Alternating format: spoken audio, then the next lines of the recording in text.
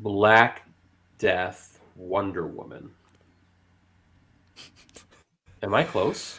Did I get it? No, you did not get it. Unfortunately, it's that I think those comics were stricken before they ever got released.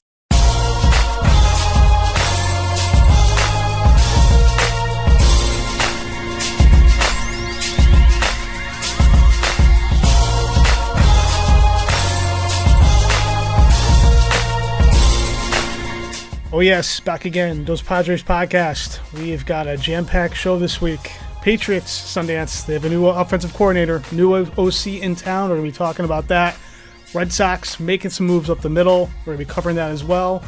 We're finally bringing back Dr. Christopher Geary for Geary's Anatomy later in the show.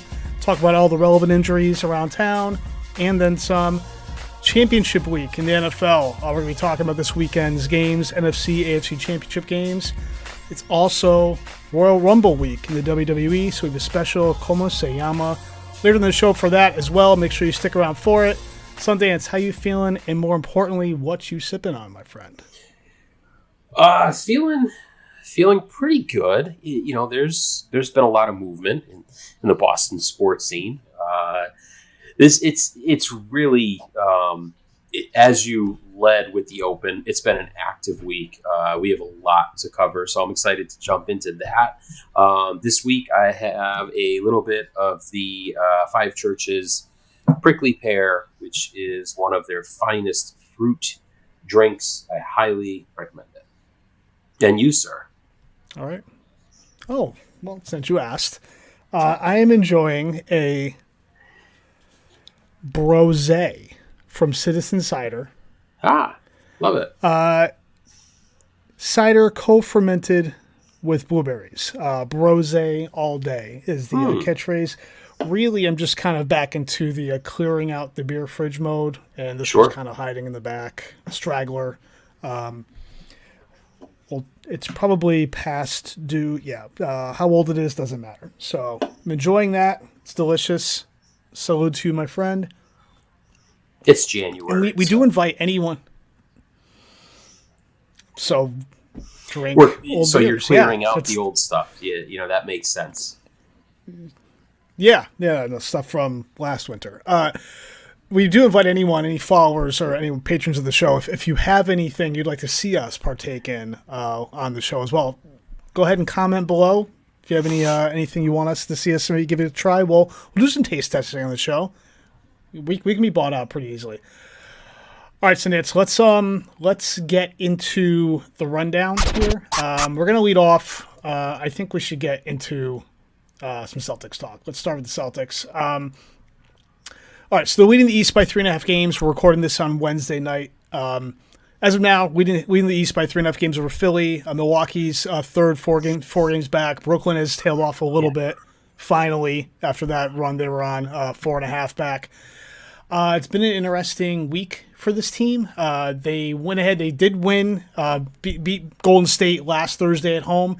Not the best showing for the team. Horford stepped up in the first and fourth quarters. Tatum did take over at one point, kind of had a growing coming of age of sorts in that game a little bit. Ended up with 34 points and 19 boards. Generally a sloppy game for the team, though. I wouldn't call it an impressive win, but it was a win nonetheless that I think everyone kind of just wanted to see them get over, at least get a little payback, for last year's finals and potentially see this team again, hopefully in the finals again this year. After that, team goes on the road, takes down Toronto. They lost Marcus Smart, Time Lord, as well in that game. But then they lose to Orlando on Monday, snaps their 9-game winning streak. They were shorthanded, understandable, but still it's Orlando, one of the bottom teams of the league. They just Orlando seems to have this team's number. That happens year in, year out. There's always a team that's got your number. Not a big deal, I don't think. Tatum left briefly in that game, came back. So they were shorthanded, lost there. Bigger thing is they actually ended up losing on Tuesday night at Miami as well. Again, they had no Horford, Brogdon, Smart, Jaylen Brown were all out between injuries and load maintenance issues on the back-to-back. But they did have a chance to still win that game. We can get into it in a bit, but there was a lot of criticism on Missoula not taking a timeout with about 20 seconds left in that game as they inbounded and just let Tatum bring up the floor, run a play, and kind of turned into all chaos. They ended up losing that game by 3 points, so they ended up losing 2 or 3 on the road. Before we get into the injuries and some other stuff, any quick thoughts on your feelings on the way this team has looked the last week or so? Are you worried about it? Just a blip? What do you think? Just a blip. I'm not terribly concerned. You drop a couple of games, back-to-back games, I think, Orlando and Miami. Orlando's our kryptonite, so you just kind of pray that we don't have to face them, as like a 1-8 seed in the playoffs. I don't think we will, but you never know. The only thing, about last night as well is, they had a chance really late, under a minute to go, and Tatum just threw a terrible pass. Picked off, and, Miami seals the deal. It's annoying, but not concerning overall. I saw a story today on masslive.com that, indicated Missoula weirdly tried to get under Marcus Smart's skin pregame by doing a somersault in front of him in the locker room and then standing up and saying, "You can't do that." A reporter looked at Smart like, "Oh, is that about?" It's like motivation to come out and play on a bad ankle? I really don't know, but Mass Live, they really tried to sell it as, a bad approach by Missoula. But when you read the comments didn't really play that way. It really seemed more like Smart just being like... I think they're just fishing for a story. Yeah. It kind of felt that way. Sorry. So I really don't have a lot of strong thoughts on the Celtics right now. They're still the top team in the East. The Celtics are the balls. Yeah, no, I'd agree. I'm not, like you said, I think you covered it right there as far as this team in Orlando. Orlando, they're not a good team. And like, to your point, I don't even know that we necessarily would see them in the playoffs because I don't think Orlando's good enough to will be good enough to even make that 7, 8, 9, 10 mini tournament to get into the playoffs at the end to begin with. And if they did, the odds of them getting through are, you never know, but slim to none. Not too worried about it. And I still think this team is good enough, even in a series, they would overcome that. Miami was the lowest scoring team in the NBA. So it's a little concerning. Obviously it was a, quote, what is now considered a defensive game in the NBA to lose 98-95. But again, I'm not overly concerned given all the injuries on the road. Yeah. Like, these games are going to happen. I'm trying not to buy too much into the Missoula is, showing signs of being a young coach thing. It could be there, sure. But at the same time, I'm okay with that. He's a young coach, and we've accepted that. And we're playing with house money right now with this team, I kind of feel like, anyway. So, for these mistakes to happen, it's going to happen. Like, the team's coming home. I need to see a lot more before I start to worry. As we mentioned before, the team's got a bunch of injuries. We'll go over them now real quick, but we'll go over them a little bit more when we've got Dr. Geary on. But, we got, like you said, Marcus Smart's out with a right ankle sprain. He hurt that, I believe, against Toronto. Time Lord, Robert Williams, was actually back, but he had, I believe, a left knee hyperextension briefly, I think from that same game against Toronto. But he was back against Miami, so, not too worried about that, but again, we can talk to Dr. Geary about that as well in a bit. Horford, load management, he's older, like, we get it. That's fine. Same thing with Jalen. One thing we can talk about it later as well, but Malcolm Brogdon has now missed both games, both ends of that back-to-back with what was deemed, I believe, personal reasons, and I haven't seen anything additional on that yet. But I'm wondering if that's something that we got to keep an eye on, that it's personal for now until we find out something else, and hopefully everything's fine there, because God knows he's the kind of the floor general of that second unit right now for this team. One thing I wanted to bring up that I think you'd be happy to talk about is, amongst all these injuries and all this coming and going players, a certain favorite of yours has been stepping up the last few games. Would you care to talk about Mr. Peyton Pritchard? Yeah, sure. No, will you? Listen, he's been buried on the bench all season. He doesn't seem like the type of guy to call his agent and say, I got to get more play time or get me out of here. that doesn't strike me as the type of player that he is. But I'm not surprised to see him step up. He is that dirt dog. He's that guy that's going to be grinding in practice. He comes across as the Rudiger of the team. He really does. He's the guy that, he gets out there before he takes a shot. You're just like, who is that guy? He's just running around like the Tasmanian devil.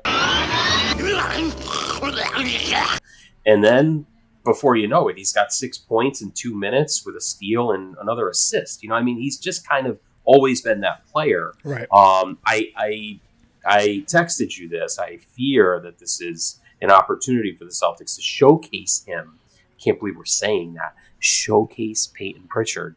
But, it just might be part of a deal that, right. Listen, for potential trade. Yeah. Listen, we've talked about the Celtics. If it brings back, you don't want to see him go. You want to see them grow some of this talent. Yeah. So we'll see. Yeah. But I am happy to see my guy Peyton Pritchard getting a lot more run lately. Yeah. Well, getting into that real quick, too, we are in trade season with the NBA, Celtics specifically. The only rumors that I've seen, that the hard rumors, have been really centered around Jakob Poeltl. I'm sure I'm not saying that correctly. He's a center with San Antonio. Yeah. Considered to be a good two-way player, would be obviously somewhat of an offensive upgrade, if you will, from Robert Williams, but can take some of the pressure off of Horford. The thing is with him, supposedly San Antonio, as of right now, wants 2 first-round picks in a trade for him, which it's laughable across the league. They'll never get it.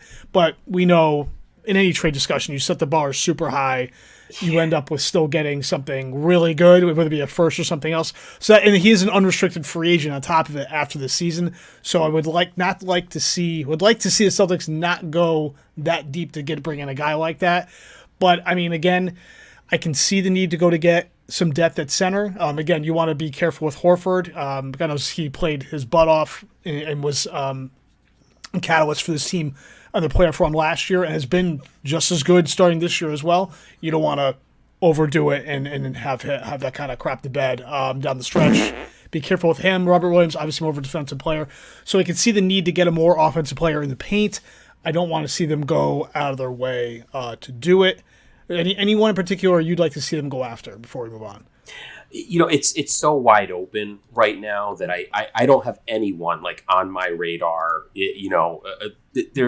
It's just too wide open. You've got to really get much closer to that trade deadline. I mean, bumping up 2 or 3 days before, when you really start to hear the actual chatter of, this is something they're looking at. Ooh, they've been tracking this guy. So I don't have anyone in mind. I just want to circle back to what you led off with, which is Brogdon. We're gonna have to watch him because a couple weeks ago I said, he's nice, but he's not the guy that we need off the bench. And then he put in a couple of really stellar games last week.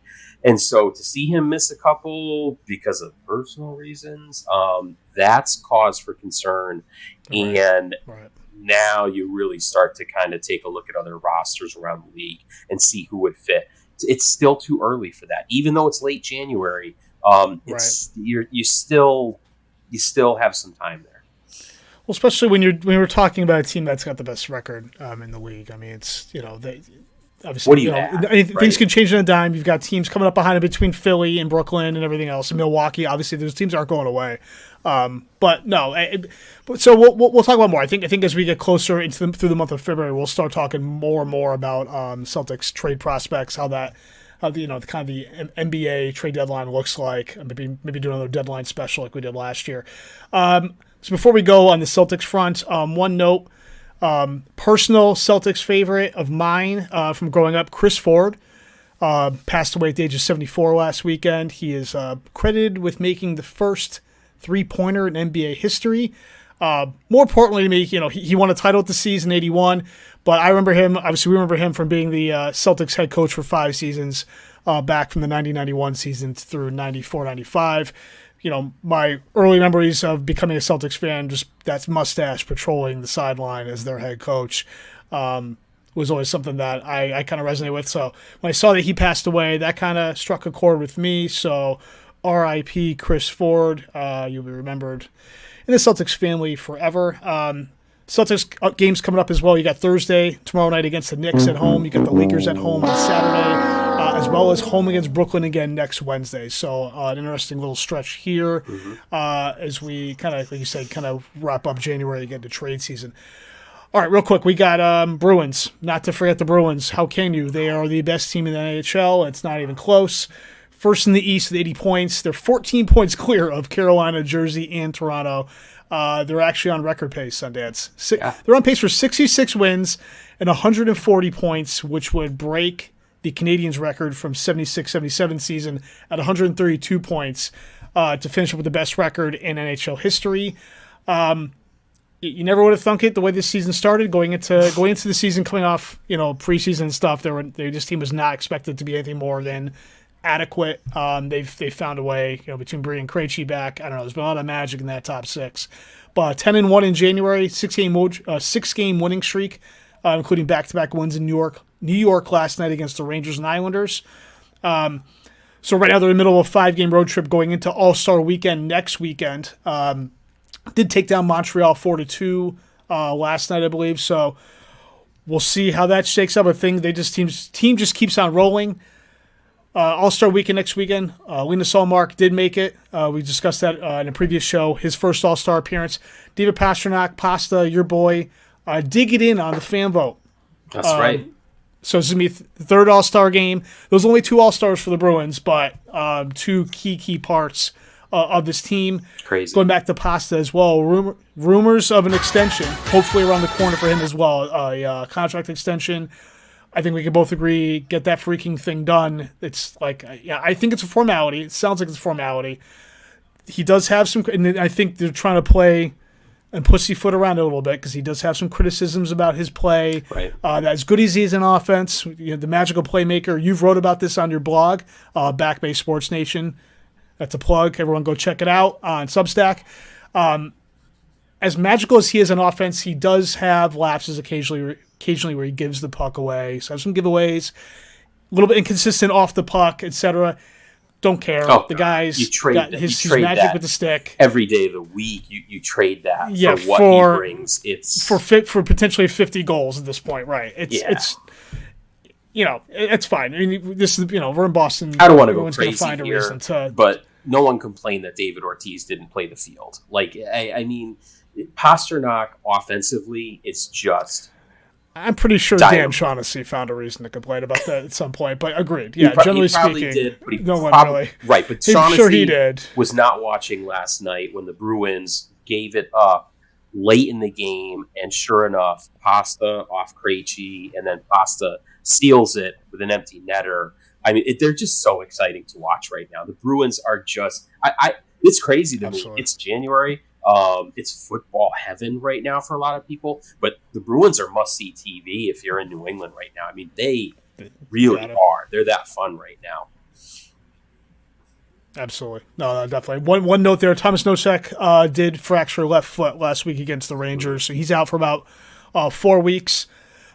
I'd say we could talk about that with Dr. Geary, but I don't know Nosek is really worth our time too much on the show, playing in a bottom 6.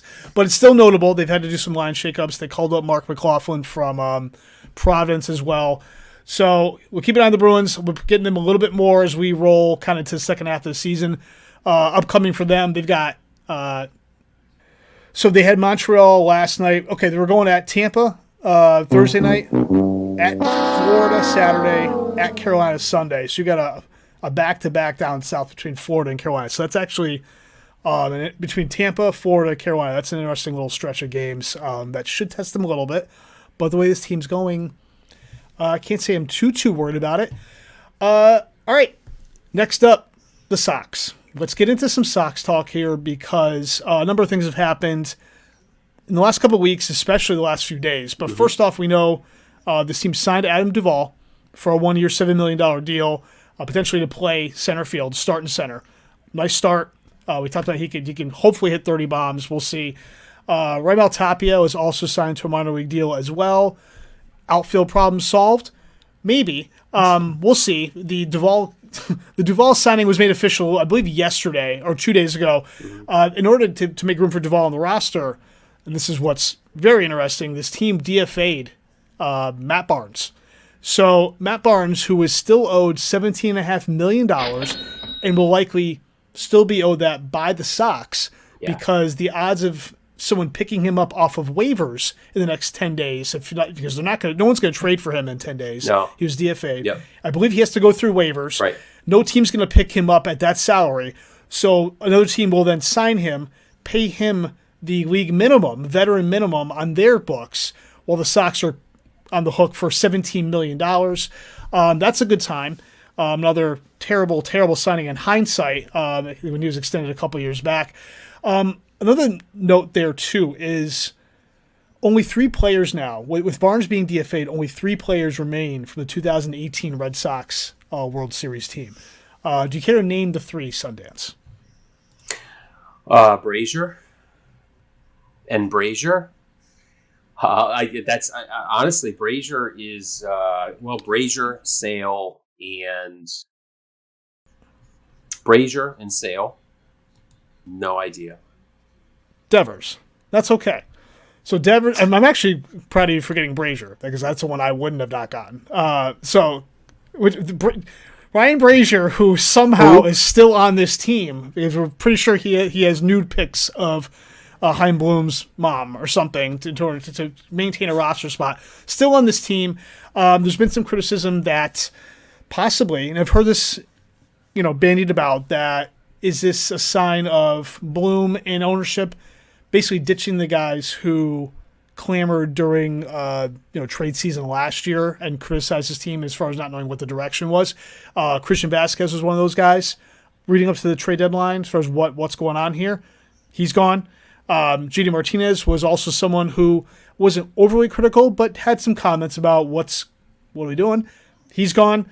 Nate Eovaldi, who was actually a clubhouse guy, gone as well. You got rid of a clubhouse guy in Bogarts. You now moved on from Barnes, who brings you back to 18. With Barnes, I get it. At this point, his performance did not match up, obviously, to his salary, and I wouldn't be surprised if that's kind of like knowing the way this team has been with money. Like, all right, this money is blown anyway. We're angry about it. Just get out of here.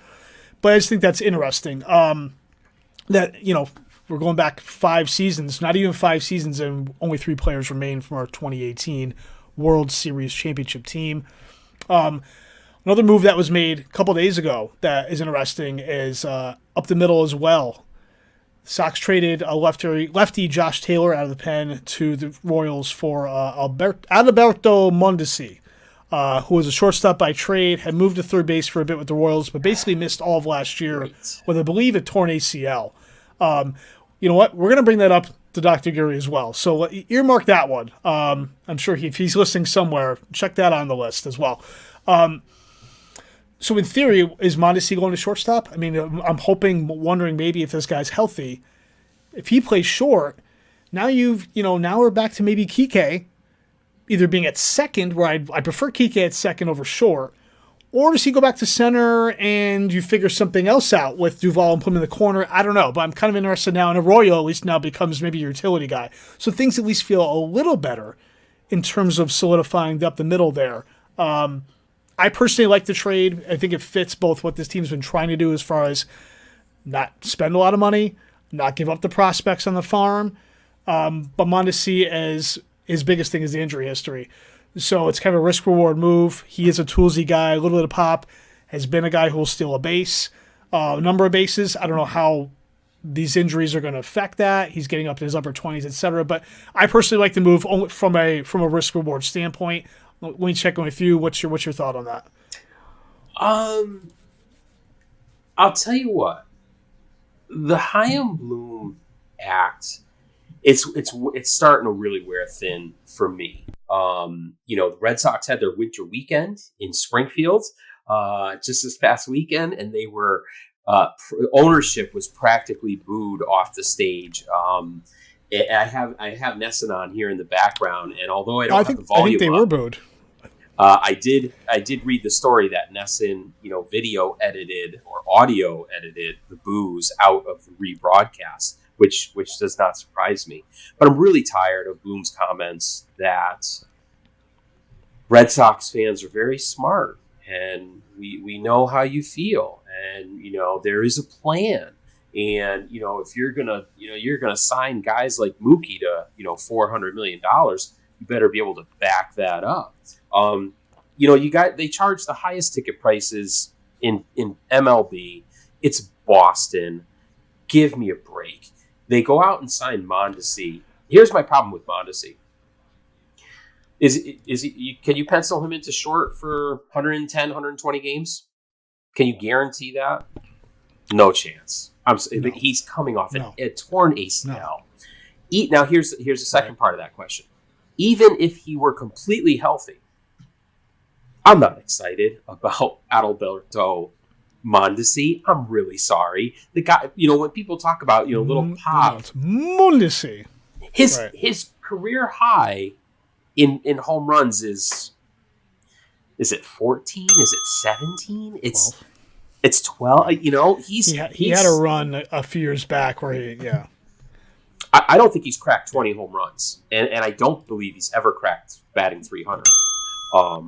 I could be wrong, but I'd look. No, he's been a tools guy. No, you're not wrong. He's been a tools guy coming up through the Royal system, etc. So I can't disagree with you on that. Like I said, I think it's a risk reward move.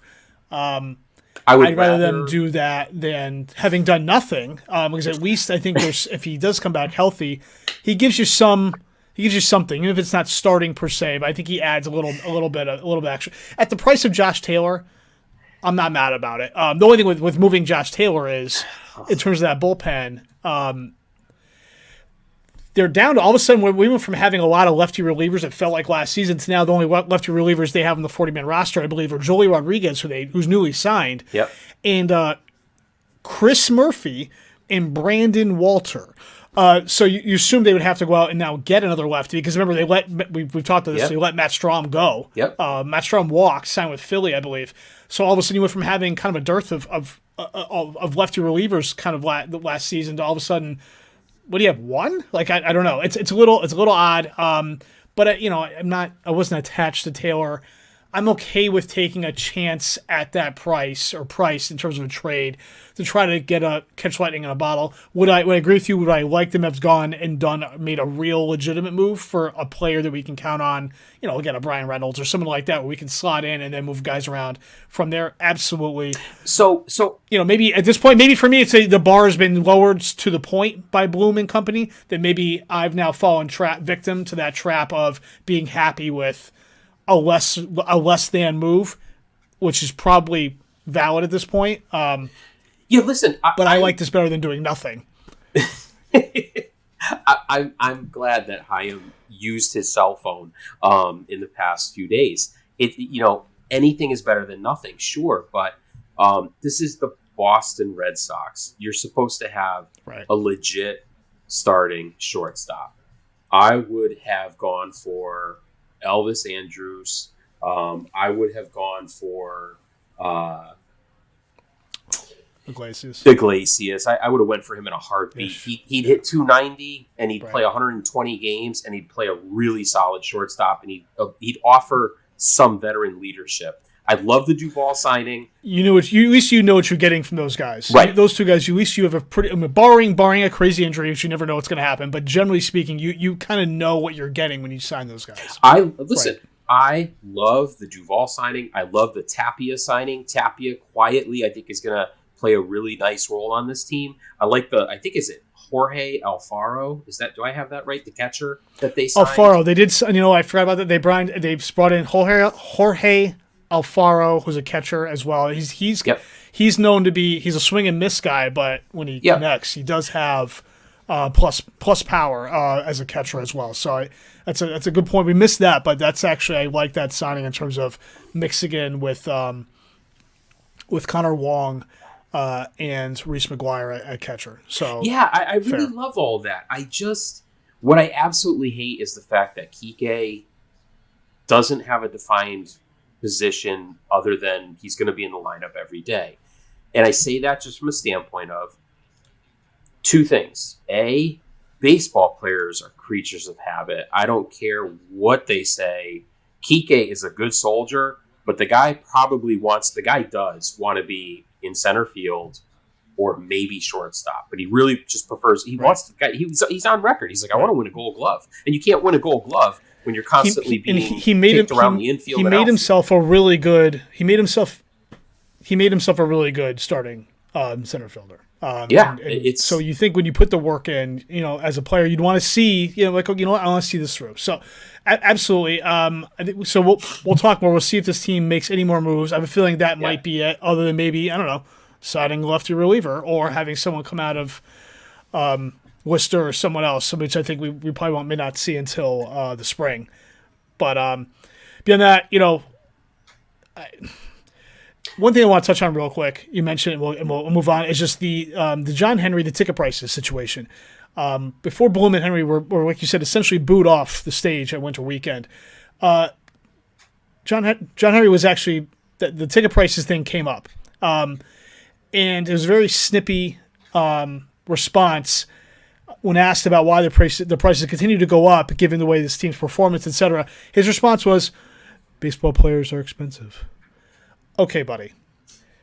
I mean, and that's what leads to boos when you have ridiculous responses like that. No, they're expensive for every team in the league. In every league, you're going to respond like that while your general manager and Bloom is telling us on the other side that giving us credit as fans that we're really smart. Exactly, we're all really smart. We know your players are expensive. We know how much money you make and are putting into this team compared to other teams that FSG now owns and is running. We're not morons. Like it came off very nose in the air. I don't think he expected the response they got in a Winter Weekend event. I don't think he knew how to handle it. Just sell the team. Yep. All right, Patriots. Let's get the Patriots real quick because we gotta make some time here. So, big news here. They did solve their offensive coordinator conundrum. Been rumored for a while. Obviously, they went through some sham interviews, etc. Bill O'Brien has been hired as of Tuesday to be the new offensive coordinator in New England. They're still talking with Adrian Clem, who's with Oregon right now, for a role on offense as well. I don't know if it's going to be an offensive line coach or something along those lines, but he was one of the, if not one of the earliest draft picks for Bill Belichick back in the day when Belichick came to the Patriots. Another note on that as well, Gerard Mayo supposedly was actually a big part of those interviews for offensive coordinator, which now makes everyone wonder, okay, so are they legitimately now giving him, is this reflective of a new standing on the team? Maybe is he actually quietly an assistant head coach now, head coach in waiting? All that. So it was nice to see that Mayo may finally, they may not just be kind of like throwing him a bone. He may legitimately be kind of on the ups with this team long term, which is kind of nice to see. Unlike Matt Patricia, who looks like he's now maybe on the outs because his contract is now no longer being paid by Detroit. So the talk is that they may be done with him and he may be done with them. In a parting of ways, we'll see. But he and Joe Judge are not a part of the Pats coaching staff that's going down to the Shrine game, I believe. So interesting stuff on the Pats front all around. Obviously, the big thing is Bill O'Brien being hired. You can't see it being anything better than a positive, like we said. I mean, I supposedly Mac Jones about it. There was some overlap between him and O'Brien at Alabama. I think O'Brien came in as Mac Jones was on his way out, getting ready to for the draft a couple years ago. So, quick thoughts on Bill O'Brien? Love it. It was a no-brainer. I think you easily just got better by 2 wins minimum. I think Bill O'Brien represents 2 wins. I think if Bill O'Brien had been the offensive coordinator this season, I think the Patriots probably would have finished somewhere around 10-7. I really do. So I love that move. I absolutely love the fact that Mayo is basically being, crowned as the coach in waiting. You just listen, I understand that, in professional sports, a lot of coaches like to bring their kids along and teach them and get them into the game and hired and that kind of thing. And I'm all good with that. But I did not ever want to see Steve Belichick take over this team. I just That's just not something that I was interested no. in from a fan standpoint. Bill's act has Right. kind of grown tired at this point. So it will be cool when Mayo takes over. Most importantly, the next shoe that has to drop is Joe Judge has to be reassigned to special teams. You cannot go another season with Cam Accord taking that group for another season. That would mark his third season in a row, if I'm not mistaken. And they are just the special teams cost them 3 wins this season alone. Special teams. I mean, when can you ever remember just seeing guys run kickoffs for touchdowns against you when you watch the Patriots? It just never happened, and it happened all. It felt like every game. Unfortunately, someone might argue that special teams won them a game too with the Marcus Jones return, but overall, yeah, this is again not indicative of a Belichick coached team over the last 20 years. These types of mistakes and gaffes and just holes and fundamental holes. Agree. If it's not going to be Joe Judge, then let it be someone better or some. There needs to be a positive move there because I have to think that that's again on their radar. They're not stupid. They know after this past season, maybe we can't assume that anymore. But I'd still like to think that's going to happen. So we'll touch on that more. I think maybe next show or coming up soon, we'll probably do a good, bad, ugly season review for the Patriots. All right, that's going to wrap up the rundown. Let's talk some injury talk. Let's bring in. Actually, you take that back. Before we even do that, let's real quick before we go on. If you like what you're watching, seeing here, hit that like button, subscribe, comment, click the little bell, all that jazz. Just get it going. Just do it. It takes a second. You won't even get carpal tunnel from it. I swear. If you're listening to us, make sure to rate and review. Share with your friends. That's the most important thing. Share us. Just tell a friend. Send them the link. Any of that.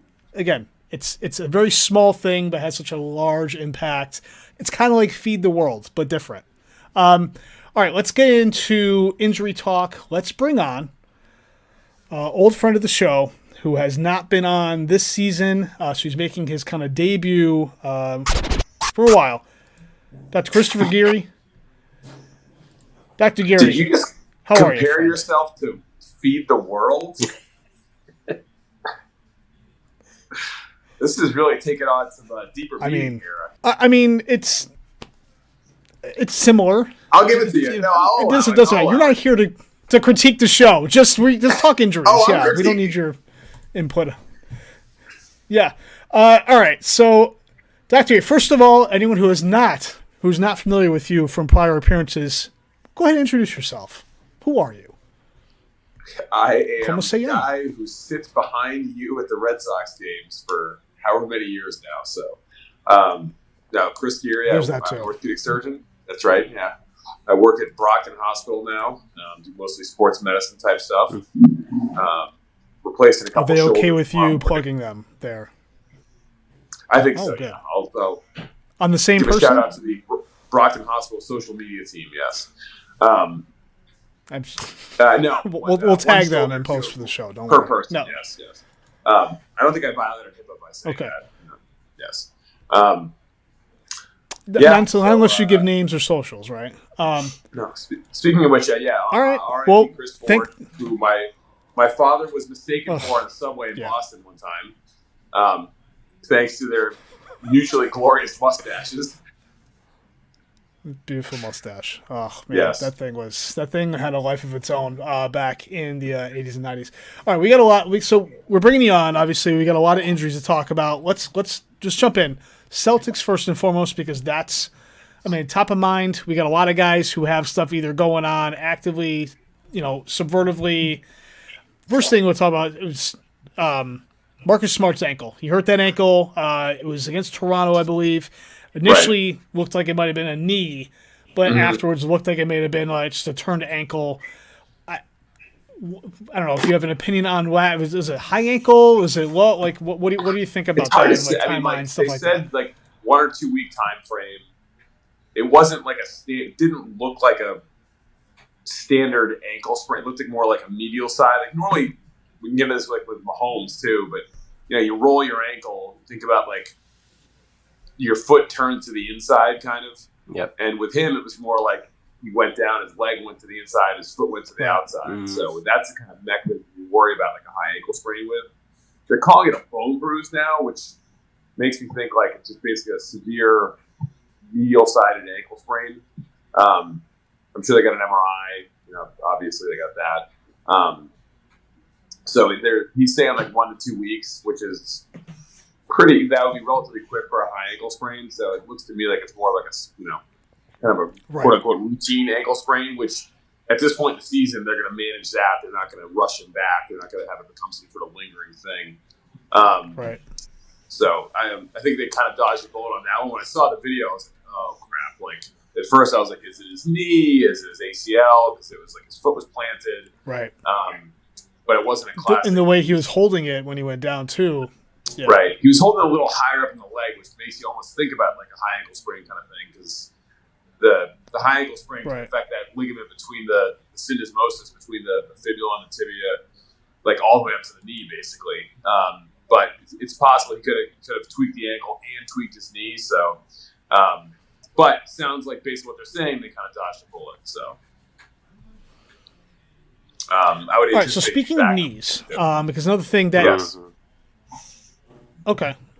So speaking of knees, Robert Williams, he missed a little bit of time over the weekend with what was deemed a left knee hyperextension. He was back against Miami. I mean, I'm assuming obviously if he's back playing and he was out there heavy minutes, it looked like that probably was nothing to really worry about to begin with. I don't know. Like, is that something that you think with him, especially with his history, that's something they got to be, I would say, concerned about in terms of monitoring, managing, or does it seem like it was kind of like end up just being a precautionary thing? It seems like seems like more like a distinct injury from before he tore his meniscus. They scoped it. He came back pretty quick.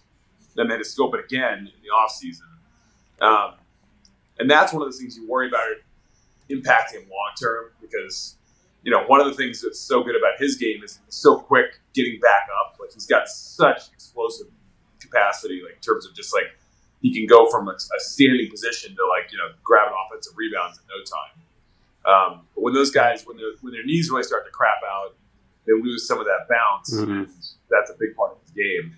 I don't remember who was it. I don't remember, was it Chris Paul or Damian Lillard? One of the guys like that had a meniscus like a month out from the playoffs one time, and they scoped it and he came back, but basically it took a significant chunk out of his career. I feel like that was Chris Paul. Was Chris Paul. I think so, yeah. And he was never quite as explosive afterwards. Yeah. And that's what you worry about with Williams. This injury does seem like a distinct kind of thing, but it's one of those things like he's had 2 knee scopes now. Then he had I think he had a PRP injection, which is kind of hocus pocus. Right. When it comes to that. So that's one of those things. Every time he tweaks his knee, you're going to hold your breath for the rest of your life. But it seems like they probably dodged a bullet on that one too. So then, I don't think he would have it out there against Miami if it was like they thought he, potentially retore his meniscus or something like that. So another one I was thinking about too is, it may be nothing, but I know Tatum's wrist seems like it keeps kind of coming back around. I don't know if there's anything. I mean, again, it's been wrapped a lot. It seems like they keep talking about it. He doesn't really miss time because of it, but again, not sure if that's something we need to be, because I think that's a long running issue going back to last year. If I believe, last year in the finals, he didn't seem to be going as aggressively to the hoop at the end there, and when he did, it seemed to kind of be pulling up a little bit. Like he wasn't, really bringing it down, the hammer down as much as he was during the regular season. I think they came out and said it was like an avulsion fracture, which is basically like an avulsion. Basically, like fractures a break. An avulsion fracture is when you pull off a little piece of bone. That's basically like a high-grade sprain. And that's one of those things you sprain your wrist and you keep using it, it's going to, it can't continue to aggravate you. Again, it's one of those things that I'm sure, that was kind of a, quote-unquote load management thing. It might have been irritating a little bit, and they're like, all right, we're in the middle of regular season. This game's not that important. Give you a little rest kind of thing.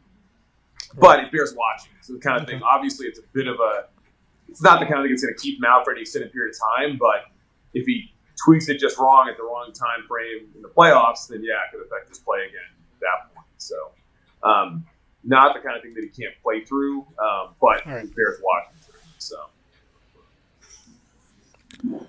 And we've seen, unfortunately, we've seen Tatum when he's trying to play through injuries, like you said last year, that can take a toll on him when he tries to play through them, and the downstream effect of that.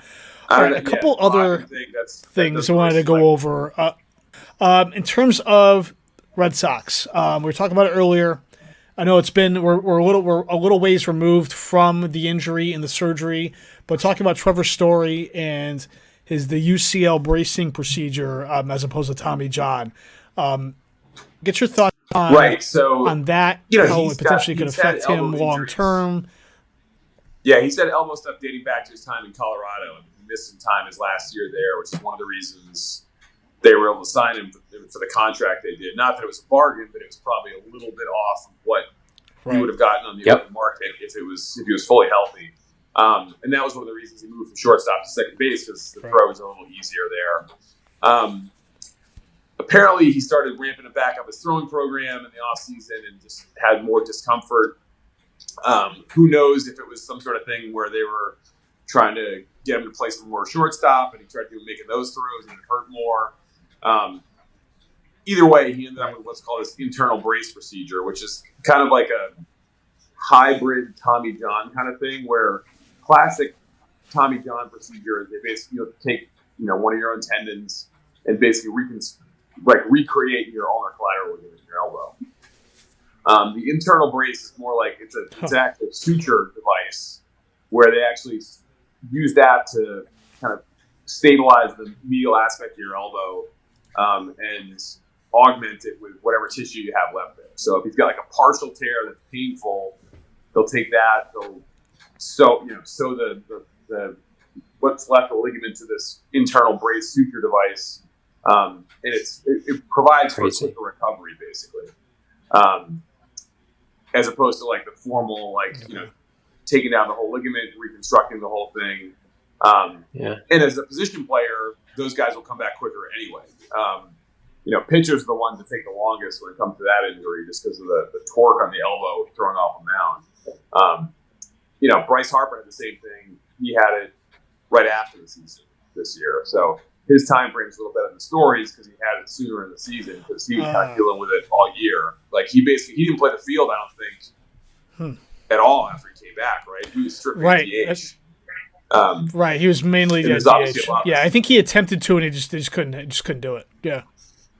Right. So Story's recovery, the typical time frame for this kind of procedure for a field player is more like 6 to 9 months. So given that he had it in early January, best case scenario, he could be back by the All-Star break. Worst case, he misses a whole year. I think the team, is kind of planning like maybe they're going to miss him for the whole season, which is, probably smart to assume he's going to be out the whole year. But if the rehab goes pretty, linearly, then he could be back by the All-Star break or shortly thereafter. But you're certainly not getting a full season out of him, that's for sure. So two things with him. First question would be, for you, opinion-wise, do you think at this point this pretty much relegates him to second base? Like, I don't see. Would this preclude him from ever going back to shortstop, essentially, and being effective? Ironically, this may actually allow him to go back to shortstop because it's going to get it may just kind of like press the reset button on his elbow. It's one of those things you kind of you take the pain, you say, all right, you're missing 6 to 9 months, but when you come back, you're not really going to have any restrictions. Whereas before, they were kind of babying him, changing his position in the field to accommodate for an easier throw. It's like when pitchers come back from Tommy John, they don't. Guys are like, oh, I'm throwing harder now that I had my Tommy John surgery. Typically, they're basically back to square one where they were before they ever injured it.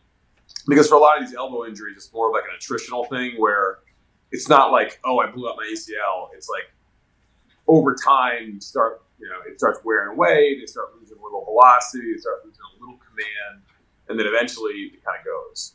They had the surgery, they recover from it, and now they're back to throwing 95, whatever they were, before the whole thing started. I mean, look at Evaldi. He had two UCLs, right, and he was still throwing gas. Right. Depending on what they think, if he recovers well from it, he shouldn't really have any restrictions. They should be able to move back to shortstop if they wanted to.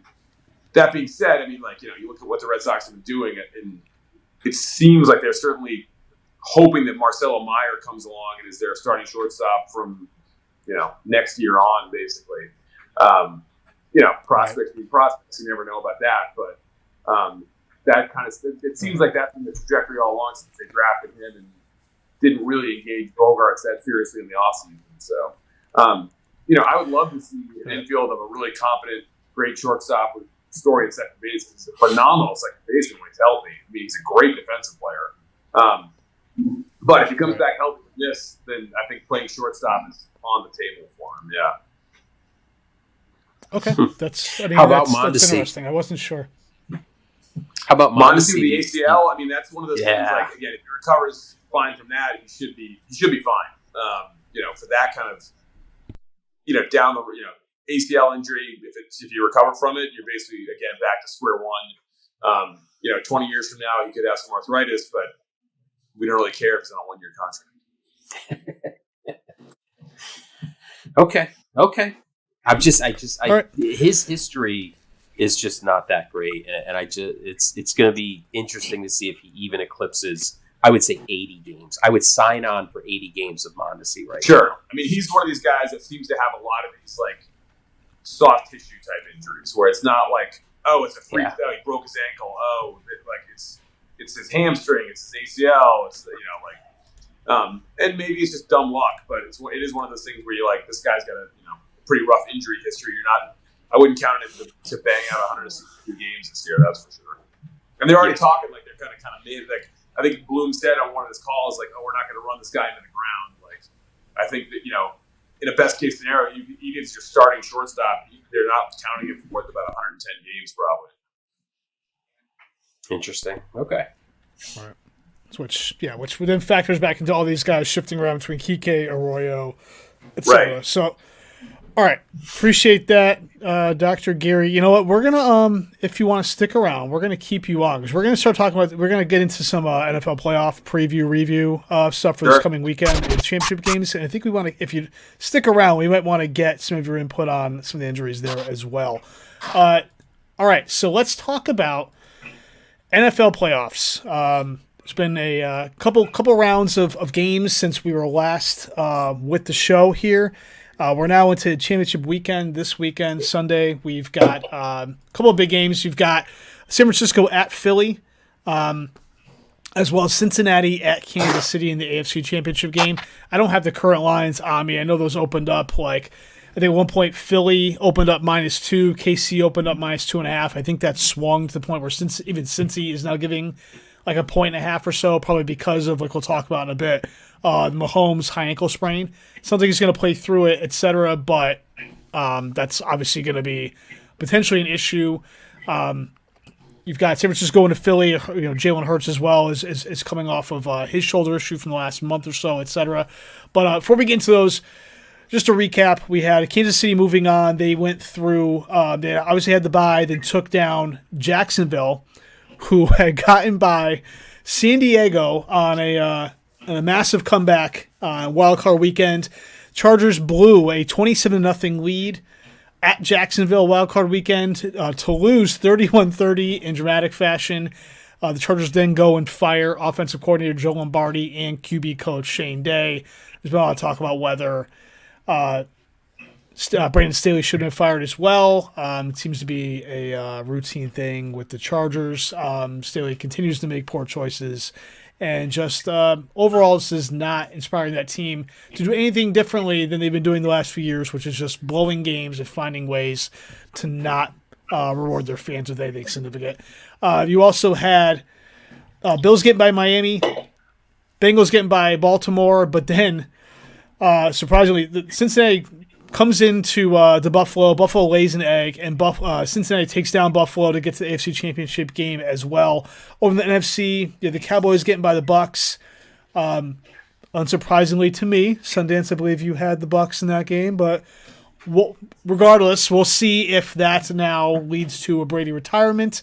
He was on the podcast, his Get Up, Let's Go podcast with Jim Gray, and they had a kind of a rehearsed back and forth about a rehearsed back and forth where Jim Gray asks him essentially if he's made a decision, and he drops a couple of F-bombs about if he effing knew, he would have effing made the decision already, and it was pretty. Maybe to them it was tongue-in-cheek and being funny, but it just came off as stupid. Again, just trying to make Brady seem like he's cool and funny and still, hip. Regardless, Cowboys move on, end up losing to Philadelphia over the weekend. Then you had the Niners get by Seattle, and then also get by – why am I losing my place here? The Giants. No, I'm sorry. Nope, the Eagles Cowboys. Yeah. Cowboys lost to the Niners. The Giants lost to the Eagles. Whatever. Anyway, point being, we got the Niners going to Philadelphia this weekend, which should be another big game as well. So first off, San Francisco at Philadelphia, and we'll go right into Dr. Geary here for you here. So Jalen Hurts. He had I'm not sure, I don't remember what we clarified. What ended up being what was, I thought was an AC joint issue going back a few weeks? Yeah. Okay, so it seems like it's gone, at the time it seems like it was maybe a couple weeks type thing, but now it's kind of turning into this could be a problem, or it could be him managing pain or whatever, like right on through. So if you could speak to that, like what does that signify to you? Is it maybe more than an AC joint issue, or is it was the grade was worse, the degree of which of the injury was worse than maybe they let on, or I don't know. Yeah, it's one of those things, like, I don't think it's worse from a structural standpoint. I don't think it's the kind of thing you need an operation for in the off season, but it is one of those things that, like, every time you fall on it, you're going to re-aggravate, and especially if you fall on it with a 300-pound guy on top of you. So I'm sure they're. It's kind of, because it's throwing arm, it can impact the throwing motion. It'll hurt every time you throw, kind of thing. Especially on it could affect his follow through a little bit. I'm sure they're injecting him pregame. Not, no real downside to that. I mean, worst that happens is you develop some arthritis in that joint down the road, and it's a very simple surgery to cure that. That's not like they're not injecting the shoulder joint, so it's not like he's going to end up with a shoulder replacement. That would be simple. And you're saying you're available for that down the road if need be. Right, as long as he doesn't eat breakfast tomorrow. So you're available for that procedure. Yes. Trust me, there's nothing I'd like better than to tank the Eagles' playoff chances right now by doing some unindicated surgery. But no, so I think it's really a pain management thing. It didn't really seem to impact in the Giants game. I mean, I'm pretty sure the Eagles could have beaten the Giants with any of the three of us at quarterback. It seemed like they limited his passing a little bit to more, again, keeping the efficiency, some shorter throws, keeping the efficiency there. But like you said, overall, you assume that he was shot up before the game to the point where he could at least go out there and do what he needed to do. Right. You assume maybe they've been adjusting the game plan a little bit. The Eagles have done this anyway, going back to last year. If they need to throw, they'll throw, but if they can run down your throats, they're going to run down your throats as well. In fact, Hurts can run the ball, and they've got 2 or 3 running backs who can do it as well. So, the Eagles can beat anyone their own way, both ways, whether through the air or on the ground, which I think is what makes this game against San Francisco this weekend interesting, because San Francisco, regarded as having essentially the best defense in the league. Right. But, it's at the link. It's in Philadelphia. I don't know. It's tough when you got Purdy, a rookie quarterback coming in who's been essentially lights out, and credit to Shanahan and the coaching staff for managing him to the point of, the infrastructure there is so good. Sundance could throw on a jersey and go out there and go 15-20 with 3 touchdowns, and, we would maybe raise only one eyebrow. Which begs the question, why the hell do you trade 3 first-round draft picks for Trey Lance? Like, if your system is that good, what are you doing? Maybe they didn't even know they were that good until now. I don't know. I think Sundance and I both had San Francisco going to the Super Bowl, getting through Philadelphia. What do we think? What do you guys think? Predictions on that I would game? change that pick. No, I would change that. You're going pick. to Philly. So I would go Philly all the way. Philly is, I remember asking you in October, is Philly for real? And your one-word response via text was yes. And Philly is absolutely for real. They are. And the Brock Purdy story, I think, will come to an end. You see him looking like a circus clown at times when he turns oppo and runs, like a 180 to the other side of the field to just try to get rid of it. And you're just like, right, what am I watching? Like that looks like something from a high school game. The last play of that game. Yes. Yeah. Listen, I'm not taking anything away from the kid. He could be the next Tom Brady. Who knows? But Philly is really good. So if I could change my pick, I would, and I would definitely go Philly. Okay. Dr. Geary, what do you think about what's your bold prediction on Philadelphia, San Francisco? I predict that you're going to take San Francisco, obviously. I would love for San Francisco to win. I think I kind of slept on Philadelphia the whole season. Like seeing the way they dismantled the Giants, like. The Giants are trash. The Giants are trash at baseline, but they were due for a market correction, basically. But the Eagles are really good. Yeah, and despite the fact that Nick Sirianni looks like he hasn't slept in about 17 days, he's always like, does anyone have bigger bags under their eyes than that guy? And they've gotten progressively worse through this season. I'm telling you, if you go look at. Oh yeah. This is, straight up. Yeah, I think I'm with you guys. I think I'm gonna switch my pick. I'm switching. I did have San Francisco. I've got to take Philadelphia at this point. I thought originally the Purdy story could carry them to the Super Bowl, but at this point, Sundance, you said it before. We'll say Philly's for real, even with the Hurts shoulder. This team is too good top to bottom. They're great. Thing is, on top of it, they're very good defensively as well. It's not like they're schleps on the other side of the ball as well. Nope. One thing to keep an eye on, though, is we talked about this briefly. Dr. Geary and I did offline, but Lane Johnson, obviously their all-pro tackle, believe had an adductor issue, tear. They called it a groin, what have you. Going back about a month ago, missed the last 2 or 3 games of the regular season with an eye toward. They did not IR him with an eye towards having him active to start the playoffs. And he played last week, went into the game essentially with nobody knowing, well, he could last the play, he could last all game. You never really know with these. I believe he lasted all game, and he's still, ready to play this weekend. So playing tackle with an adductor, I believe, is not advisable. Any thought about that real quick as far as basically, it's one of those things. Can't make it worse, just... If it's torn, it's torn. It's one of those things right. I think it's the same. Remember when Amendola, it was like his first season with the Pats, I think he tore his adductor and he didn't have surgery. Yeah, I think you're right. He couldn't play for a couple games and he came back, and it's one of those things, you don't fix it surgically. It's a ton of inflammation. It's painful. Eventually it scars into the other muscles around it, basically. So it really becomes a pain management thing. It's not a great area to inject. You don't want a big needle going right at your groin right before you could do much of anything. Or that's ever. Not the kind of thing where I'm like, it's it's one of those ones it could, if it flares up at the wrong time in the wrong game, he could, if he tweaks it just wrong and he can't go, then he might be out the rest of the game. I'm sure whoever his backup is, I'm sure is getting plenty of reps in practice because. Going into the game, it's Andre Dillard who's right. So, all right, let's All right, so the other game, there's another big injury we want to talk about here. So going back to the Cincinnati-Kansas City game, so Cincy looks like they're ready to try to get back to another Super Bowl. Again, this game opened originally with Kansas City being giving 2.5, but there's been news now, it's been all over the place that the ankle injury that Mahomes sustained in their win over Jacksonville is a high ankle. Sounds like he's going to play through it. Obviously, I'm assuming it's a little bit, quote, easier for a quarterback to play on a high ankle than, say, one of the skill positions where you're constantly running off of it.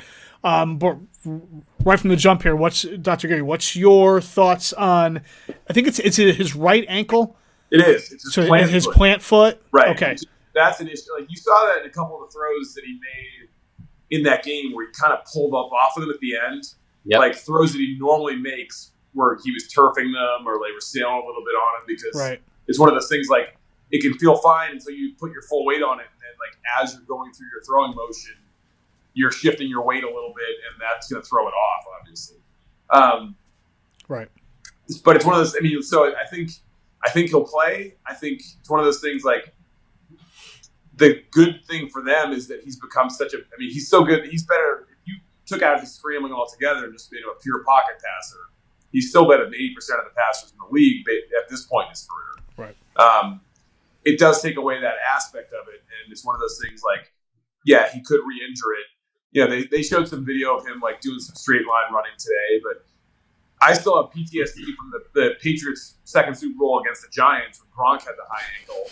And you know, there's all, Zapruder film of him like walking in practice and everything like that, and then he was basically just like trash decoy the whole game.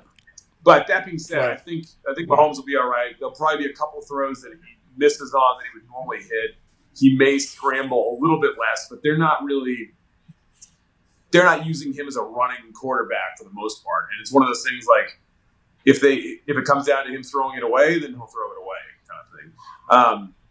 So I think he'll play. I think he'll be 80-90% as effective as he would be. And then it's just a question of, is that good enough against the Bengals, who kind of seem to have the Chiefs' number to a degree a little bit. So they probably shouldn't let Travis Kelce run free throughout the secondary like Jacksonville did. Apparently just decided not to cover him.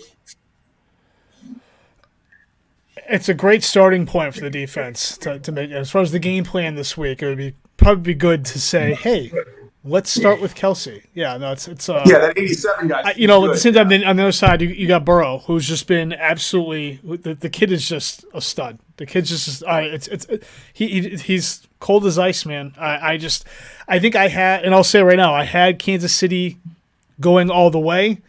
I'm going to amend that as well. I got the Bengals. I think the Bengals going to Arrowhead and take down the Chiefs. Obviously, the Mahomes injury, I think, plays into that a little bit. Maybe that's the edge, the difference between like a play or two that Mahomes normally would make and maybe doesn't now. I don't know. But Bengals defense is looking good. I mean, the only Achilles heel with the Bengals is their offensive line. They've had a bunch of injuries there as well. I don't know the Chiefs have a good enough pass rush, even at home, to really take advantage of that. And again, the way the Burrow's playing, I think Chase can burn any corner in the league. I mean, it goes without saying at this point. It's kind of cliche. I'm just at this point, I'm jumping on. I'm taking the Bengals to at least get by Kansas City and get to the Super Bowl at this point. Either one of you. Yeah, I would agree. Listen, Burrow is special. You can see that. It's Captain Obvious, but man, he's not the most physically gifted, but he is. I wish the Patriots had Joe Burrow, put it that way. He is tough as nails, and he stands in and he makes the throws. Cincinnati just looks like that team. They've just caught fire. And once they got past Buffalo, that was it for me. I was just like, they're off and running. Even with a healthy Mahomes, I don't know if I'm changing my pick. I don't remember, to be honest with you, but yeah, Cincinnati's the pick here. Well, you actually had Buffalo going all the way. So yeah, so once Cincinnati took out Buffalo, that path is for me.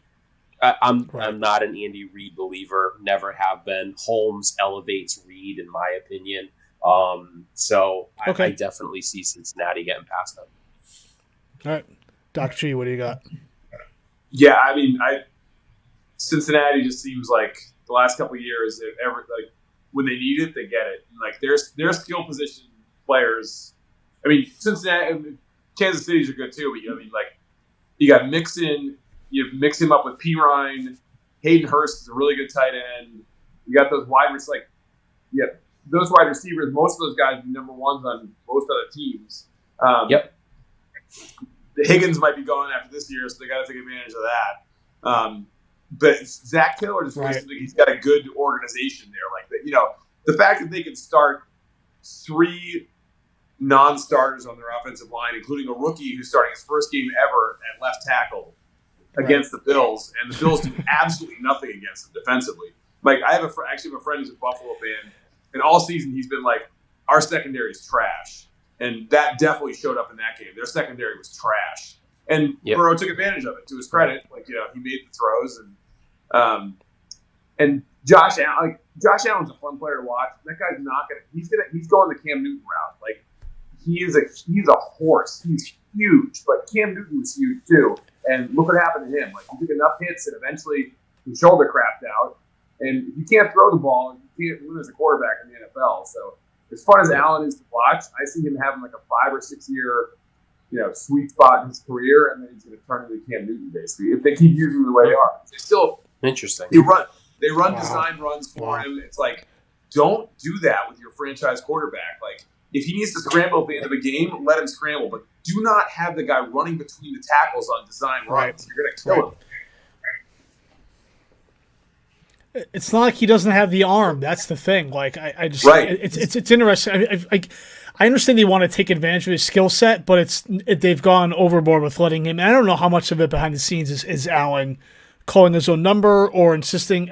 I don't know. Something's odd. I don't know if that also goes to Ken Dorsey being a first-year play caller, after having lost Brian Daboll to the Giants. But this goes back before this season too, in terms of the trend. That trend kind of really, snowballing over the last couple of years, it felt like, in terms of just, let's let this guy run. It's like he's got the arm. You don't have to go crazy. But it's the Bills, and if they want to tank themselves because they want to let their quarterback run himself into the ground, okay, fine. All right. He's not Justin Fields, where it's like if Justin Fields isn't running, he doesn't have the arm talent and the football acumen at this point in his career to carry a team out of the pocket. But Allen could do that. Allen could not run a single design run the rest of his career, and they'd still go 12-4 every year. That's a feat. Right. Yeah. All right. Should be interesting to see this weekend. So I think we'll see if it's going to be Bengals, Eagles. I think that'll be a fun Super Bowl. Honestly, we'll be actually back in a couple weeks before the Super Bowl. So we'll be back in time to do a preview of that as well. So it'll be kind of fun to check that out. All right, we got to get out of here with the NFL stuff. Dr. Geary, thank you for joining us. It's been a pleasure. Thanks, we appreciate all of your insight and all the injuries. Great job, Doc. We'll have you back on again soon. We'll talk to you later. And you got to come out for a Bruins game. Come on. Okay, you heard it here, folks. You heard it here first. We're all invited to a Bruins game. I'll pay. In a suite. Got it. Bottles be popping. All right. You are no. You. It was implied. And we appreciate that. Thanks. Okay. All right. It'll be good though. We'll make sure we tag the Brockton social media team when we do that to get it on there, and then everyone will be happy, right? Okay. That's right. Yes. Cool. Yeah. Win-win. Yeah. All right. All right, man. Thanks. We'll talk to you later. See ya. All right. Good stuff. Always good to get Dr. Geary on the show. Yeah, man, a lot of good insight there. Yeah. All right, so I think we've played that out. Let's change it up a little bit. We're gonna have a little bit of fun because, as I mentioned in the open, it's also Royal Rumble week with WWE. So if you're a wrestling fan, or even if you're not a wrestling fan, it's a big week because this week the Royal Rumble, which is what used to be known as a pay-per-view event, back when pay-per-view was still a thing, now is called a premium live event, which essentially means it's a special event that you get to watch if you are subscribed to Peacock. So it is one of the pillars of WWE. They have a number of shows throughout the year that are considered pillars, staples. Royal Rumble being one of them, and you've got WrestleMania, SummerSlam, as well as Survivor Series. But Royal Rumble usually is what's considered the kickoff to WrestleMania season. Because essentially, the winner of the Royal Rumble match does go on to get a championship match at WrestleMania. So it's a big deal. So we figured we'd have a little bit of fun. We don't really talk about a lot of stuff outside of our realm, our Boston sports teams, etc. around here. So that being said, I was like, it'll be fun to have a little bit, do a little something with the Royal Rumble being this weekend. Also, on a side note, if you are a wrestling head, again, I've plugged them before. Go out, make sure you check out our boys, Tommy Paradise and DJ, at the Run In Podcast. Weekly show. They cover everything in the wrestling world between WWE, AEW, independents. They do figures, all that kind of stuff too. So make sure you check them out. We'll tag them when we post this up everywhere as well. So we've done some Cómo se llama skits in the past, and we're like, all right, you know what? Sundance isn't as well versed in the wrestling world as I am, and that's okay. This is why we balance each other out and we work so well together. It would be fun to have you come on and see if you can identify wrestlers who have either been in or are going to be in the Royal Rumble this weekend. Okay? All right. So it's going to be cool. So we're going to go ahead and we're going to give you some pictures and some clues, right, to lead you in, and you're going to give your best guess as to, all right, who is this guy or gal, right? Sounds good. So as we lead into that,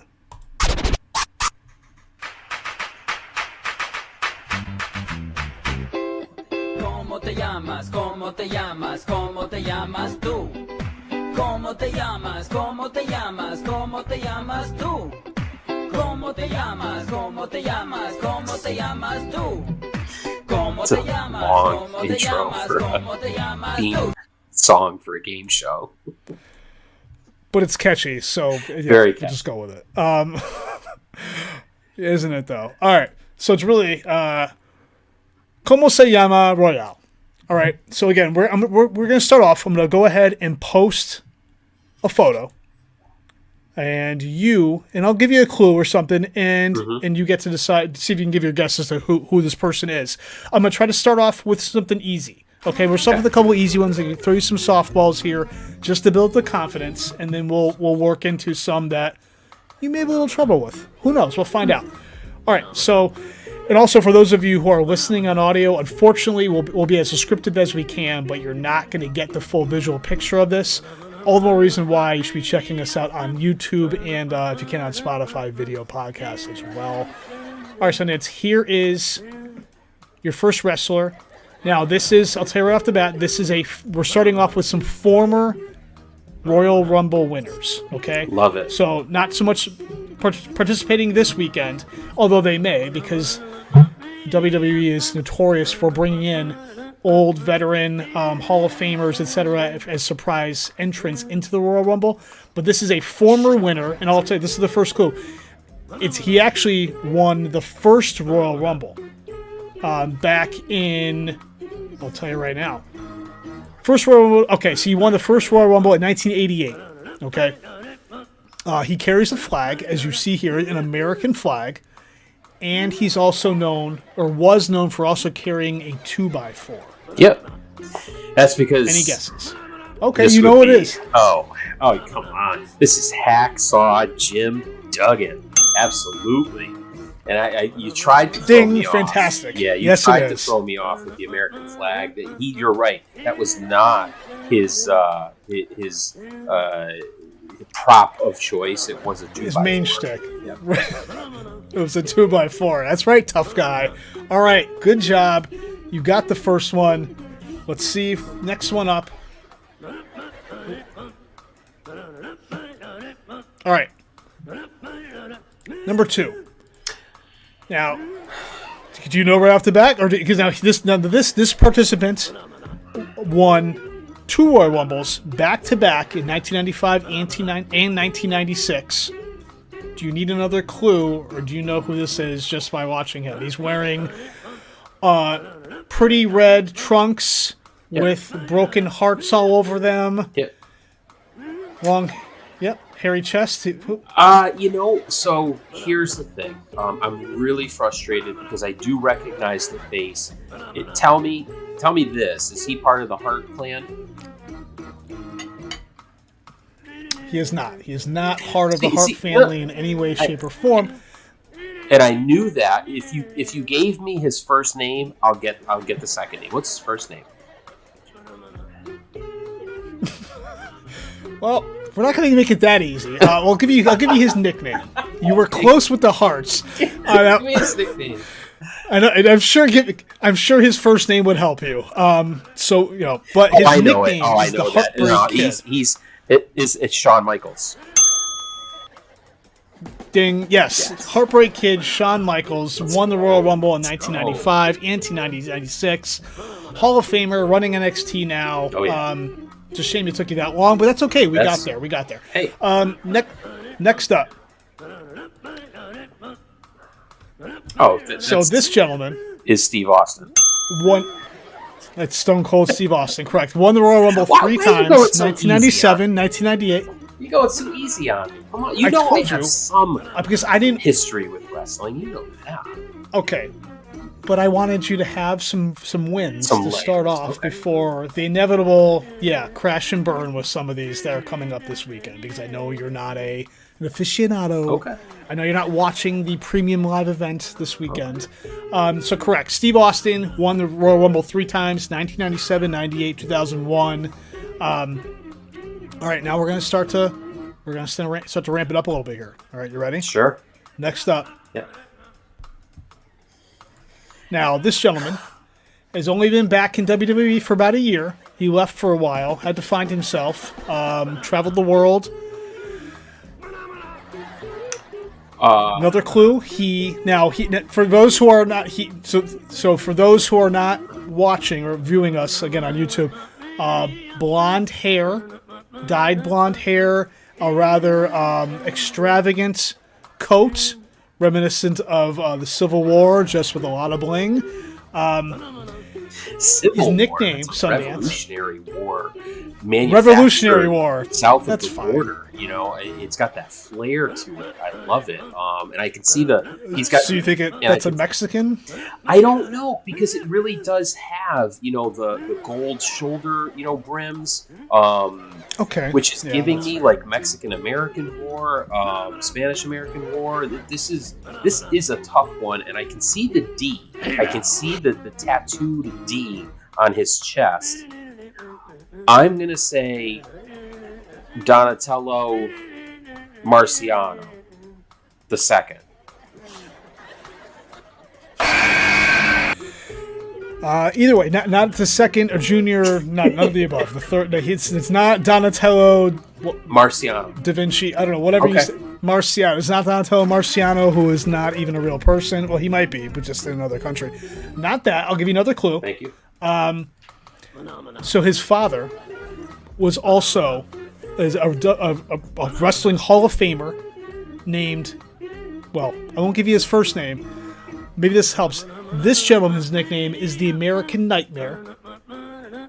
His father, his nickname was the American Dream. And that D you see on his chest is the beginning of the word dream tattooed across his pec.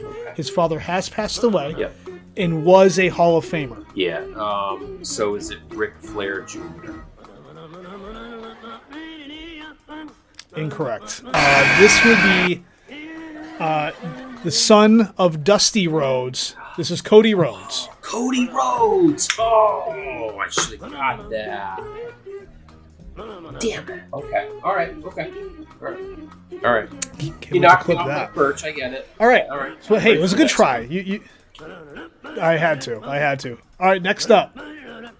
This gentleman is a masked luchador, a 20-plus year veteran, known for 619.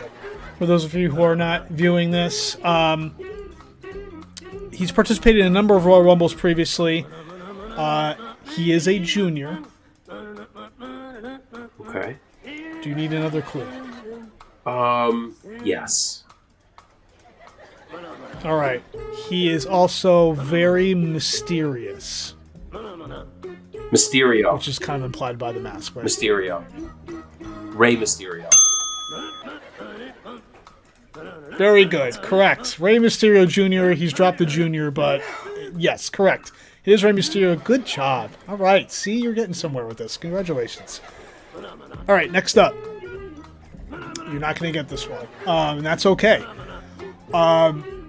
This gentleman was part of the Wyatt family for a while. Left WWE somewhat recently because Vince McMahon can't stop letting people go. was brought back to WWE once Vince McMahon went ahead and had to step down due to all of his ridiculous allegations from women, etc.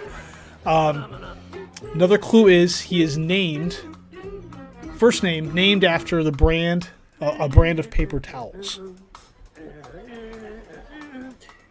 This is Big Ben Brawny. No, but you're actually somewhat close. Somewhat. I don't have any more clues for you, to be honest with you, besides that and the Wyatt family. I'll just tell you, this is Braun Strowman. Okay. Braun Strowman, who is his big thing is you're going to get these hands, and they're big hands. Cool. Good try, though. Okay. Next up, right now we're going to switch up a little bit. You're keeping track. Yep. All right. So this female is going to be participating in the 30-woman Royal Rumble this weekend as well. So switching it up a little bit. Okay. She is part of a stable called the Judgment Day. Believe it or not. The clue there is believe it or not. Believe it or not, I'm walking on air. I'm going to go with Black Death Wonder Woman. Am I close? Did I get it? No. No, you did not get it. Unfortunately, I think those comics were stricken before they ever got released. But no, not Black Death Wonder Woman. Her name is actually Rhea Ripley. Rhea Ripley. For those of you who she's been a bit of a workhorse for a while. Rhea Ripley's, believe it or not, participating in this weekend's female women's Royal Rumble match. All right, we got another one for you. This one you're going to get. Now, she shares name, also participating in the 30-woman Royal Rumble match this weekend. She shares a name, her last name, with a large financial institution. World renowned. Everyone knows this place.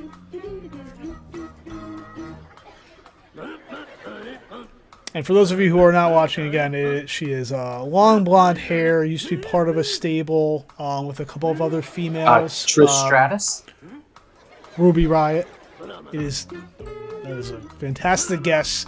Trish Stratus, who goes back to the early days, is not still wrestling. But she, to be fair, Trish Stratus could easily be a surprise participant in the Royal Rumble match this weekend. She has in the past. This, however, is not Trish Stratus. Oh. This is Liv Morgan. Oh, did not know that. Okay. Liv Morgan. All right. Liv Morgan. Here, let's actually size this. We can't size this one up. So I can't size this one up. Yeah, it is. If I were to size it up, you would see his name, so we're not going to do that. The Miz. This gentleman, I've got no clue for you. No? Oh, not the Miz. Not the Miz. This guy did not come to play. Great guess, though. He is wearing what kind of hat would you call that, by the way? That's like a... I'm not even sure. Like a bolo hat? I don't know what that is. Well, it's Baron Corbin. It is Baron Corbin, who is also participating in the men's Royal Rumble this weekend. Okay. We got one more for you. All right. And let's see. Here you go. This gentleman, who's been around WWE for quite a while, he is essentially their resident Irishman. Now, as you can see here, is within a group of gentlemen going by the name of the Brawling Brutes. He carries a shillelagh. Also wearing a hat, suspenders, lots of orange. Sheamus. Congratulations, Sundance. Yes. You get to go out on a high note. That is Sheamus. Yep. And I don't know how you got that, but nice job. Yep. All right, so not so bad. Nope. Not so bad. What I relied on was a couple things here. I was a big WWF wrestling fan when I was like 10, 11 years old. So I had some core knowledge there. Although I was disappointed there were no British Bulldogs brought in here. I was disappointed by that. But also, both of my sons who are now 16 and both 20. Deceased, so. Both of my sons, who have not deceased, but you're right, the British Bulldogs have. Both of my sons collected wrestlers growing up as kids, and so Sheamus was easily one of the top ones that they had multiple variations of. Oh yes, yep, definitely. That's impressive. All right, so that wraps up our Cómo se llama. Nice job, Sundance. So again, if you're interested and you have Peacock, anyone out there, go and make sure you're checking out the Royal Rumble this weekend. I don't remember the exact day or time. I'm sure you can figure it out. Again, check out our boys at the Run In Podcast. All right. Again, before we go, we'll wrap this up, but just another reminder, if you're watching us on YouTube, again, like, subscribe, etc. Make sure you just share us with somebody. Just share the fun. Even go on social, share us. Just tell somebody you love about the show, about Sundance and Major J. We just want to spread the love, get everyone into the family as much as possible. If you are listening to us on audio, rate and review. If you're not, we're available on Spotify, Apple and Google Podcasts, Amazon, almost anywhere you get your podcasts. We're there if you want to check us out. BK O'Leary will attest to that as well. Big fan of the show. Keep listening, BK. Also, make sure you're following us on social. Number 2 Padres Pod, Instagram, Twitter, TikTok, etc. Again, all part of the Western Mass Harford County Takeover 2023 is the year for us. All right, we're back in a couple weeks. Again, like we said before, Super Bowl week in a couple weeks. We're going to go ahead and make sure we're covering that. We're going to have some other fun stuff in store. I don't know. Possibilities are endless. We'll come back with something fun. Make sure you come back and check it out. All right. For Sundance, I'm Major J. Wheeler dos Padres. Hasta tus sueños. We are out.